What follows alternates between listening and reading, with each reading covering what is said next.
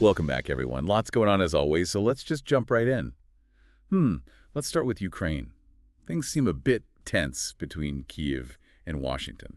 Yeah, Ukraine's ambassador to the UK, Valery Zaluzhny, well, he just publicly criticized the US, saying they're destroying the world order. Really? Yeah, and it sounds like he's unhappy about the pressure from the US for Ukraine to make concessions in peace talks with Russia. But didn't President Zelensky say he was ready to work with Trump's, what did he call it? Trump's strong leadership? Right, yeah, he did. But this apparent contradiction between Zelensky and his ambassador is interesting, right? And to add to that, Politico is reporting that US officials have been meeting with Zelensky's political rivals. Wow. Yeah, so it's a very complex picture, and it raises some questions about just how unified the Ukrainian government really is in their approach to the U.S. Yeah, definitely makes you wonder what's happening behind the scenes. Okay, well, let's switch gears a bit over to Africa now. Sudan is taking the UAE to the International Court of Justice. A bold move for sure. What's going on there? Well, they're claiming the UAE is supporting the rapid support forces, in Sudan's civil war. And they're even saying the UAE is involved in the genocide in West Darfur. Wow, those were some pretty serious accusations. What's the UAE saying about all this? Well, they're calling it a cynical publicity stunt. They completely deny any involvement. But this conflict in Sudan has been going on for 2 years now, and the human cost is really just staggering. We're talking millions displaced, countless lives lost, and just recently, a camp for displaced people in North Darfur was shelled. Just a tragic situation. Absolutely heartbreaking. All right, well, let's head back over to the U.S. now, where it looks like President Trump is making headlines again. Yeah, he's considering an executive order to shut down the U.S. Department of Education, which, was a big campaign promise that he made, and it's something that his conservative base, well, they really support this. But doesn't getting rid of a whole department need approval from Congress? Right, so completely abolishing it isn't likely to happen, especially with strong opposition from the Democrats. But even the fact that he's attempting this, well, it could definitely disrupt the department's work.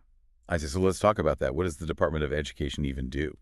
Well, contrary to what some people think, they don't set, national curricula. Their main job is really overseeing school funding and then managing student loans and, of course, running programs that help disadvantaged students. All right.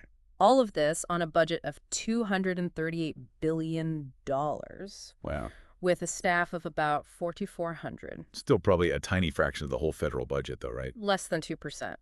But, those who want to abolish it, their main argument is that the federal government shouldn't have any control over education. They also point to, what they call a woke ideology. And, of course, they want more school choice options. I see. Okay, well, now for some news from the natural world. A new study is showing us that butterfly populations are, well, they're declining, actually at an alarming rate. It's definitely worrying. The study found a 22% drop in the number of butterflies between 2000 and 2020, and a third of all butterfly species are seeing some pretty significant declines. Wow, that's a lot. What's causing this decline? Anything we can do about it? It's a few things, actually. Habitat loss is a big one, as is pesticide use. And then, of course, climate change is playing a role. The drought in the Southwest has hit butterflies really hard. Actually, some species, like the Julius skipper, has experienced a 90% population decline, which is huge. Wow. And the West Coast lady, it used to be so common, has seen an 80% drop. It's just sad to see such beautiful creatures just disappearing. Right. And it's not just that. I mean, they play such a vital role in our ecosystem. Totally. Butterflies are so important for pollination and for healthy ecosystems and for food production. So their decline is definitely a warning sign about, the environment. So is there any hope for these butterflies, or is it too late? What can we do to help? Well, the good news is butterflies can reproduce pretty quickly.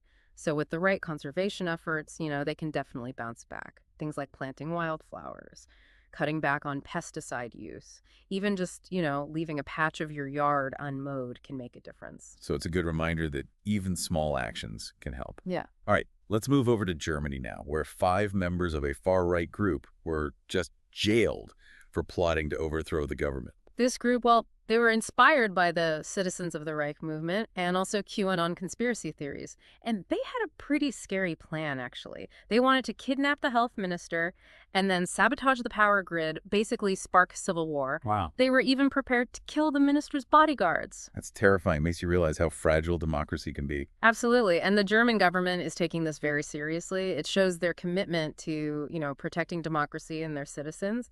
Okay, well, let's move on to something a bit lighter, shall we?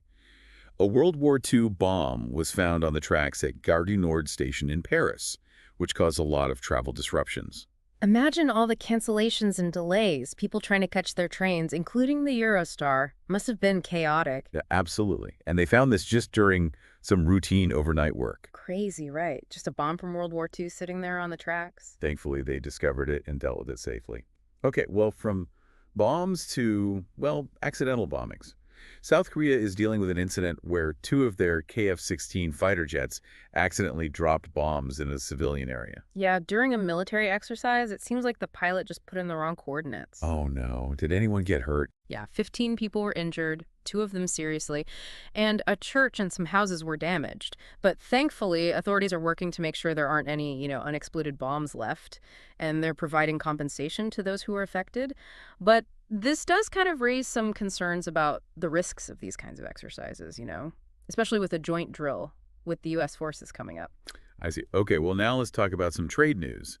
Canada is retaliating against some of the U.S. trade policies, actually by pulling American alcohol off of their shelves. It's a pretty bold move. Yeah, what's going on there? Well, this is in response to the U.S. tariffs on Canadian goods. The Liquor Control Board of Ontario, which is actually one of the biggest buyers of alcohol in the world, they're leading this. It's sending a pretty strong message to the U.S. And I bet the folks at Jack Daniels are not happy about this. You're right. The CEO of Brown-Forman, which makes Jack Daniels, said this is worse than tariffs because it's directly impacting their sales. This is a pretty dramatic escalation in the ongoing trade war between the two countries. Yeah, well, let's move on to something a little bit, well, different. A new Indian film is getting a lot of attention. It's called Stall, a Match. I've heard about this. And it's getting a lot of attention for its portrayal of arranged marriages in rural India. Yeah, it really focuses on, the experiences of Savita. She's a young woman navigating the sometimes humiliating process of arranged marriage.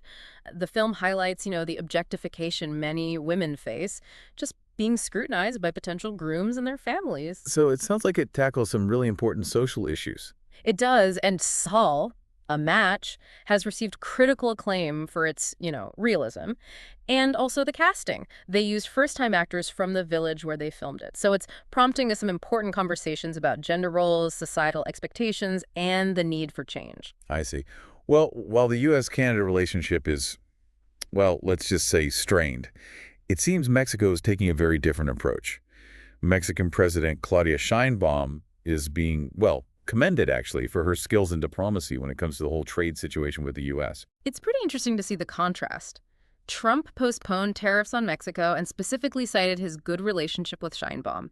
And this is a stark difference from how he acts towards Canada's Prime Minister Trudeau, right? It's much more antagonistic. So what is Sheinbaum doing differently? She's staying calm, promoting dialogue, focusing on cooperation, especially on, border security. She's taken some concrete steps, like deploying troops to the border and also extraditing drug cartel figures to the U.S. It sounds like she has a lot on her plate. It's a delicate balancing act, right? Absolutely. She has to protect Mexico's interests while managing what the U.S. wants. So the future of U.S.-Mexico relations is still, well, there are a lot of unknowns. But for now, Sheinbaum's approach, well, seems to be working. Okay, and finally, let's end with a little news from the entertainment world. Lady Gaga just opened up in an interview and talked about her fears of loneliness and just the challenges of fame. It's interesting to get a glimpse into, the human side of such a huge global superstar.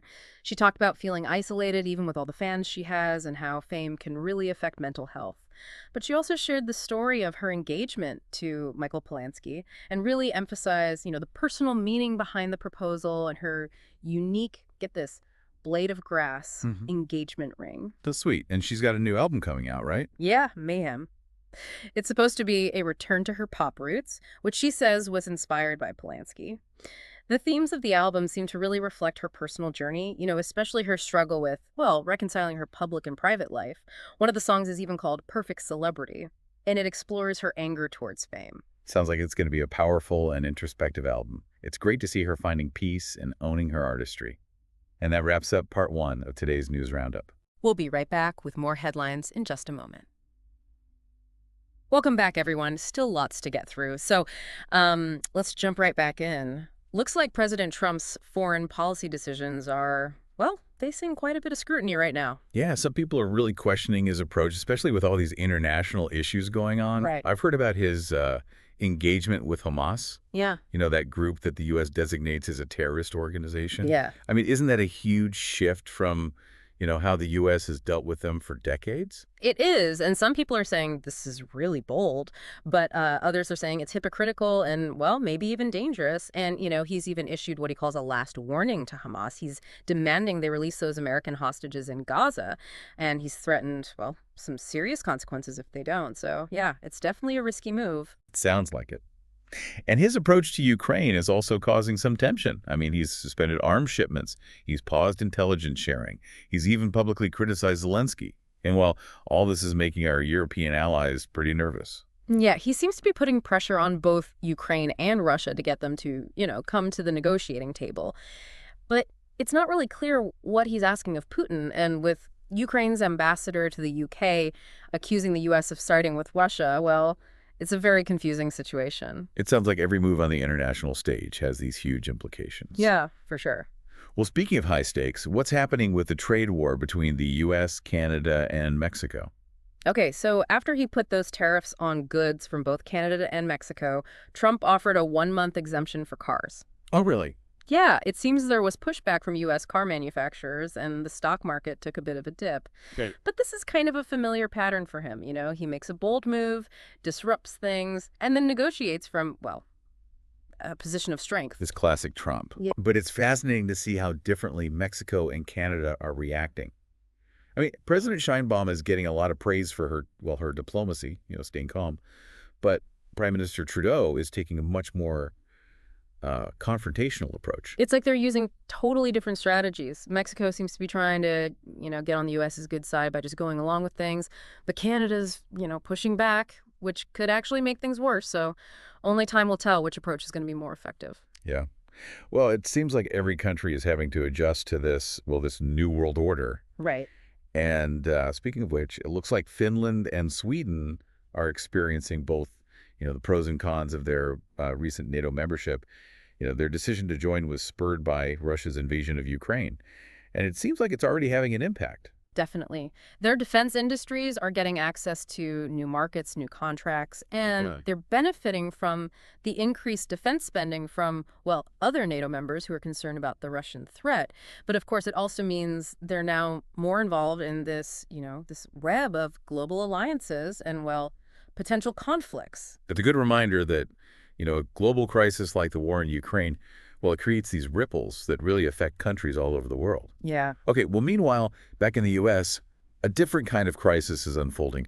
Iowa is getting slammed by a blizzard right now. Yeah, and they're dealing with strong winds and heavy snow, which is making travel, well, extremely dangerous. There's already reports of stranded vehicles and, traffic chaos. Let's hope everyone stays safe and, well, avoids any unnecessary travel until this storm passes. All right, well, on a brighter note, there's a really heartwarming story out of California. A little girl was just reunited with her dog after it went missing, get this, 3 years ago. Oh, that's so sweet. I know, right? Yeah. It really just shows you the bond between, humans and animals. Yeah. The dog was found just wandering the streets. Someone brought it to a shelter, and thankfully it had a microchip. That's so lucky. And the video of their reunion is, it'll just melt your heart. I bet. It's stories like this that, well, they just restore your faith in humanity. All right, well, before we move on to our last segment, let's take a quick break. We'll be right back with more news. And we're back with our final segment for today. Before the break, we were talking about that heartwarming story out of California. The little girl who was reunited with her dog. Oh, yeah, after 3 years. It's just amazing. I can only imagine how happy she must have been to see her furry friend again. I mean, after all that time. Yeah, it's like a miracle. Speaking of miracles, let's move on to our last story for today.